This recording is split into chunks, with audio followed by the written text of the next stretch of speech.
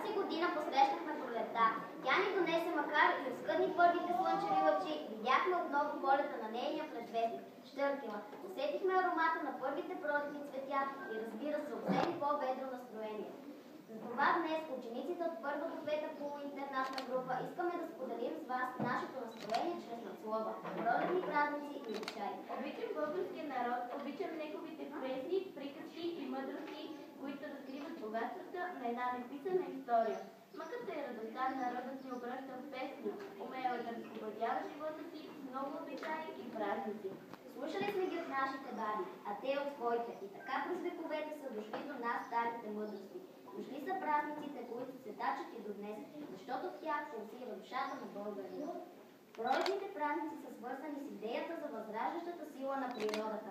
Старите хора са вярвали, че през този сезон в природата се събуждат и благоприятните и зловредните сили. Те били убедени, че с помощта на магически символи и танци могат да умилостивят природата. Сега пред вас ние ще попеем, сите сили всички да растеем, ще потропнем весело хорце, ще поиграем от сърце.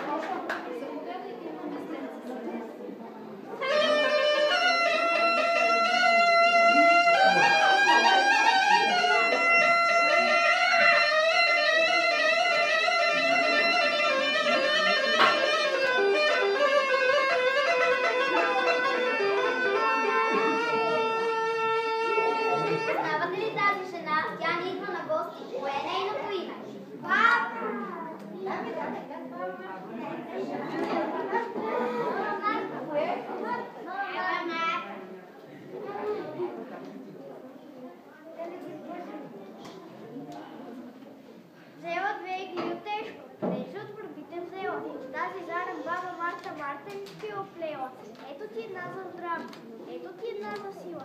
Баба Марта на децата пролет не се подарила. Чуйте легендата за Мартиницата. Според едно от преданията, Хана Спарух получи удар от сестра под формата на китка, привързана към крака на ластовицата с бял конец. Червената пагля била от кръвта на птицата, чието крак бил наранен от конеца. Предполага се, че ластовицата е пристигнала при хан Аспарух точно на 1 март, откъдето води началото си и традицията на този ден всички българи да си даряват червено-бели маркетици за здраве, щастие и спокойствие. Богат е месец март на празници, но новото начало е на 22 март, деня, в който посрещаме пролетта. Радваме се на слънчевите лъчи и красотата на първите цветя.